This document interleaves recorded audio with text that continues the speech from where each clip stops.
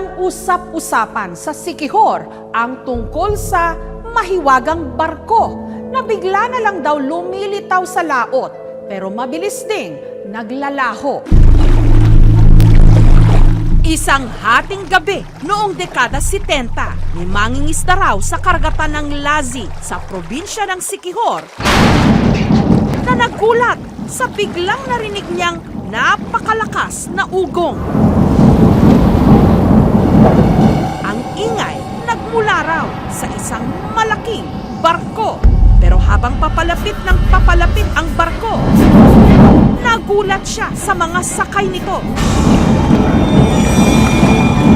Sa takot ng mangingisda, dali-dali raw itong nagsagwan pabalik ng pampa. Ano ang kanyang nakita?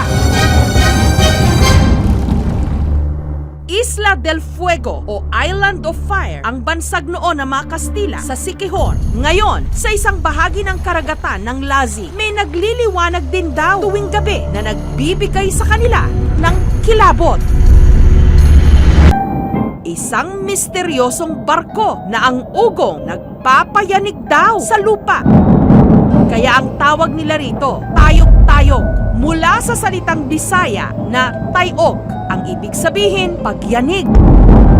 Ako magana siya nga barko, karaan. Lain ang barko nga mo biyahe nga para pamasahero sa parehan lang nato. Ang tayog-tayog makikita lang daw tuwing alas 12 hanggang alas 2 ng madaling araw.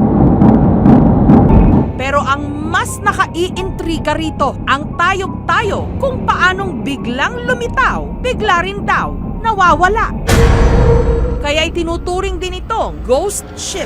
At ang mas nakasisindak rito, hindi raw tao ang sakay nito, kundi mga engkanto.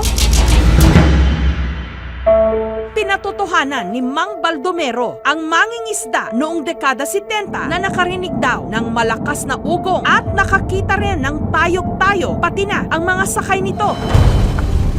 Ano nangyari sa'yo? Likay buto kay tulian nila putaog. Di na to, di sa muli kay ba nila. Kay tulian man ka, malunod. Mga tao lagi. Naidahang mga tao ka, istoryahay mo po sila. Di mabuta ka, sabutin ng istorya. Si Richard, bata pa lang daw siya, naririnig na niya ang kwento ng mga mangingisda tungkol sa mahiwagang barko.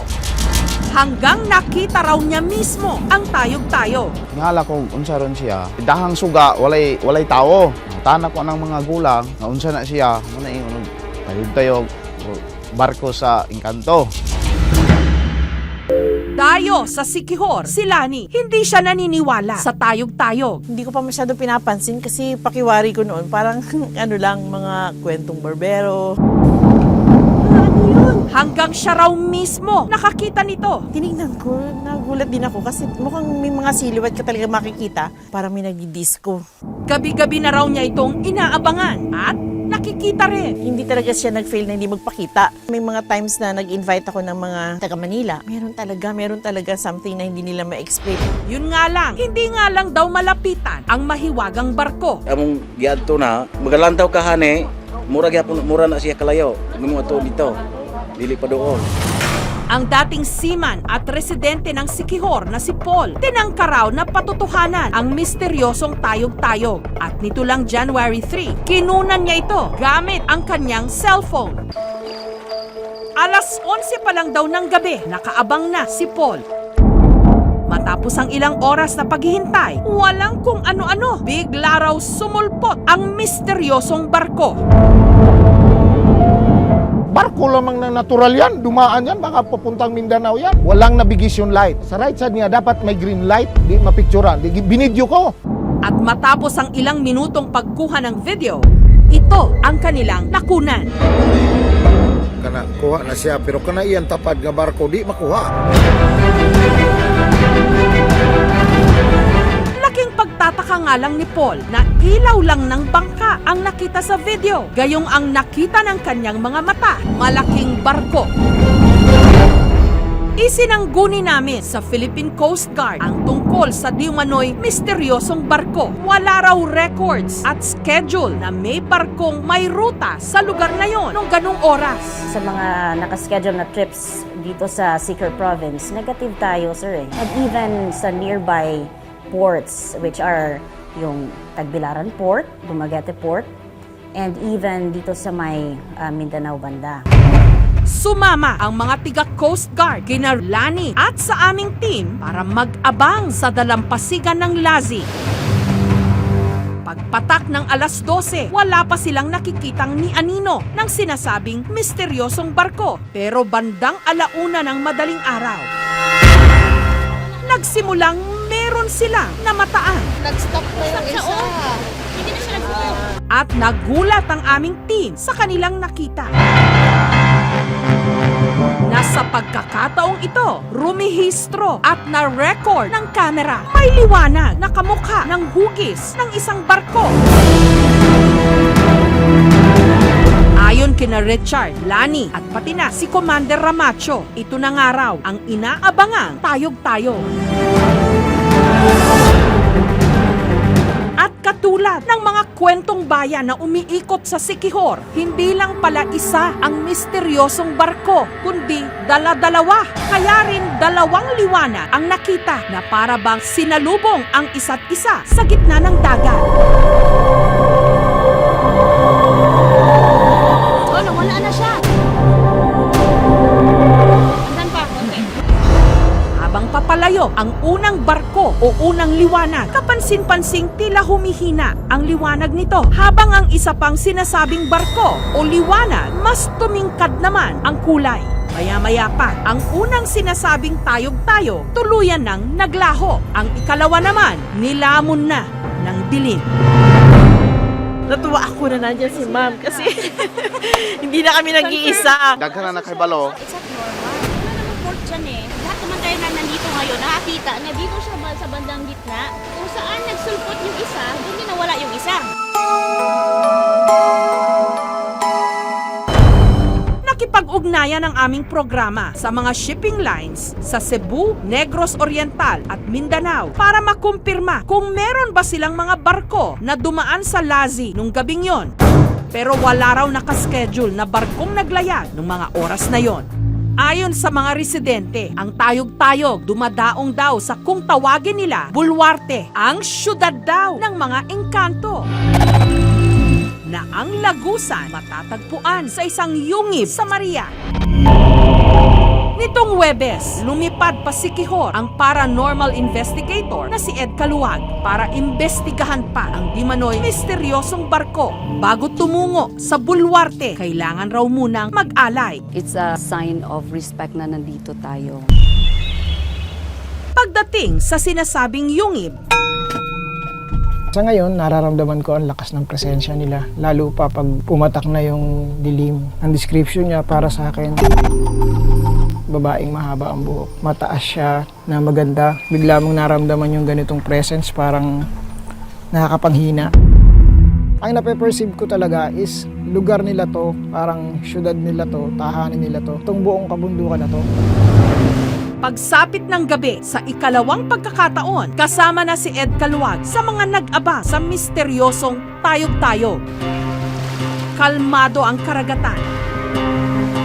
Alas 11 hanggang alas 12 ng madaling araw, may mga naglalayag pang mga bangka ng mga mangingisda.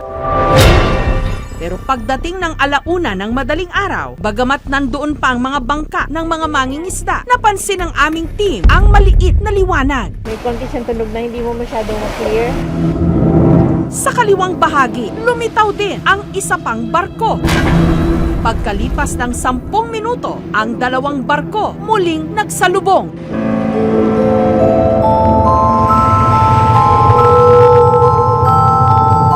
Kakaibang pakiramdam eh. May mabigat na pakiramdam. So definitely may paranormal phenomena na nangyayari dyan doon sa area. Kasi kanina, bago siya nag-appear, naging maulap muna. Tapos yung mga bituin parang biglang wala siya. Tapos after that, lumitaw siya. Tapos consistent yung oras niya. Pumapasok tayo doon sa tinatawag nating witching hour, which is yung 12 to 3 ng madaling araw.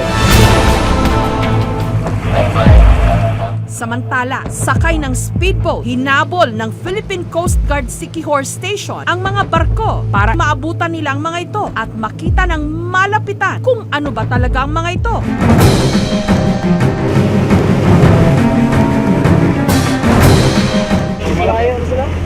Hindi naman lalapitan ni sir. Hindi palapit na tao yan.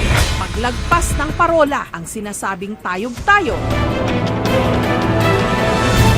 tuluyan na naglaho. Back to base na lang sir kasi sobrang lakas ng alon doon papunta Maria. Maaring ito yung mga memories ng mga barko na nagsilubog. Yung isa, yung galleon, and then yung isa, posible yung mga nangyaring calamity. Pwede siguro every time na pupunta tayo dito sa dagat, alayan natin sila ng konting dasal para matahimik na rin. May estudyante raw dati, ang anthropologist sa UP Diliman na si Professor Caroline Sobrichea na pinag-aralan ang mga hindi maipaliwanag na pangyayari sa Siquijor. At batay sa pag-aaral na yon, maaaring ang mga nakikita ng mga residente na misteryosong barko, mga tunay na barko talaga na pagkakamalan lang daw na ghost ships dahil na rin sa mga nakagis ng kwento ng mga matatanda. Sa pangkatangian ng Siquijor ay lagi siyang dinadaanan ng mga bagyo at minsan napaka-cloudy. Siguro may dumadaong lang na talagang barko pero nagkakaroon na iba-ibang mga images. Isinangguni rin namin ang bagay na ito sa pag-asa kung meron nga bang weather phenomenon na nakalilikha ng ilaw sa laot. Meron tayong tinatawag na mirage. Kaya nagkakaroon ng parang atmospheric duct kasi ang tawag na, parang isang layer, nagiging lente siya. Pag yung lente na yon, nakakabuo siya ng iba-ibang imahe. Lalo na pag nasa coastline siya or merong boat doon sa lugar na yon or merong any object. So, naiiba-iba yung formation because of the mirage. Consistent pati yung light niya, hindi siya pareho ng ibang ilaw na makita mo glaring sa kanya, napakasubtle lang sa mata. To my heart and mind, yung talaga yung nakikita ko every night. Kung talagang totoong vessels yun, the way I see it, delikado nga siya kasi parang nag-meet sila somewhere in the middle. Risky yun. Bawat barko kasi, sir, meron din siyang fina-follow or sinusunod na schedule talaga. So, they have to comply with a certificate of public convenience. If and when hindi nila masunod yung nakasaad or nakalagay sa schedule nila ng mga biyahe, meron din tayong corresponding sanctions to that. Totoo man o hindi, ang tayog-tayog para sa mga tiga Siquijor, mananatili itong mahiwaga.